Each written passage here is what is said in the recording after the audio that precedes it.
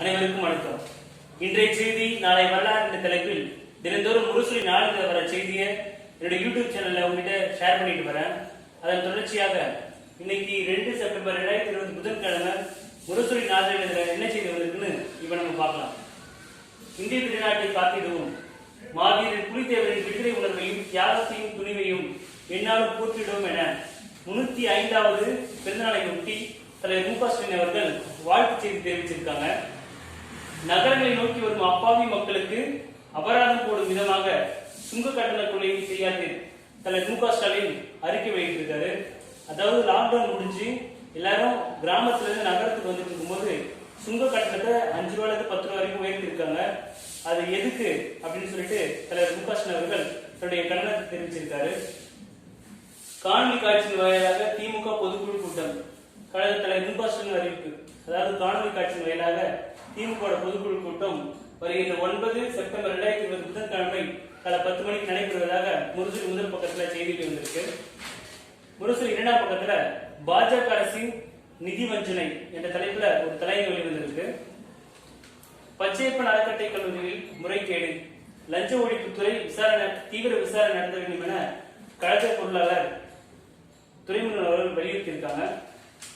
காணொலி காட்சியின் வாயிலாக திமுக மாவட்ட செயலாளர் கூட்டம், அதாவது திமுக மாவட்ட செயலாளர் கூட்டம் வருகின்ற நாளைக்கு செப்டம்பர் 2020 காலை 10:30 மணி அளவில் தலைவர் மு.க. ஸ்டாலின் தலைமையில காணொலி காட்சியாக மீட்டிங் நடைபெறும் என அறிவிப்பு வெளிவந்திருக்கு. திராவிட முன்னேற்ற கழகம் பொதுச் செயலாளர் பொருளாளர் தேர்தல், திமுக பொதுச் செயலாளர் இடம் காலியாக இருப்பதாலும் பொருளாளர் இடம் காலியாக இருப்பதாலும் அந்த இடத்துக்கு தேர்தல் நடைபெறுது. அதற்கு வேட்புமனு தாக்கல் செய்யறவங்க தாக்கல் செய்யலாம். அதாவது அதோட ஃபார்ம் 100 ரூபாய், அதுக்கு போட்டியிட வேட்புமனு கட்டணம் 25,000 ரூபாய்னு சொல்லிட்டு முரசொலி 3ஆம் பக்கத்துல விளம்பரம் கொடுத்திருக்காங்க. சரி, தலைவர் அறிக்கை கொடுத்திருக்காரு. இன்னைக்கு திராவிட இயக்க தீரர் நினைவு நாள்ல டாக்டர் கு. பத்மநாபன் அவருடைய புகைப்படமும் அவர் பற்றிய செய்தி வெளிவந்திருக்கு. நேற்று மறைந்த முன்னாள் குடியரசுத் தலைவர் பிரணாப் முகர்ஜி அவருடைய திருவுருவப் படத்திற்கு நாடாளுமன்ற உறுப்பினர் டி.ஆர். பாலு அவர்கள் மலர் தூவி மரியாதை செலுத்தியிருக்காரு. வேலூர் மாநகராட்சி ஸ்மார்ட் சிட்டி திட்டத்தில் ரூபாய் 100 கோடி ஊழல், மாவட்ட செயலாளர் ஏ.பி. நந்தகுமார் எம்எல்ஏ குற்றம் சாட்டியிருக்காரு.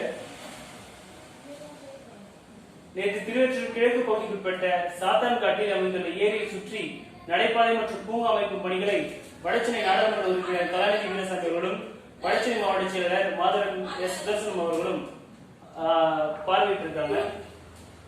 கழக தலைவர் மு.க. ஸ்டாலின் அவர்கள் சேலம் மேற்கு, சேலம் மத்திய, சேலம் கிழக்கு மற்றும் நாமக்கல் கிழக்கு ஆகிய மாவட்டங்களுக்கான கழக நிர்வாகிகளிடம் காணொலி காட்சியின் மூலமாக கலந்துரையாடலை அறிவித்தார்.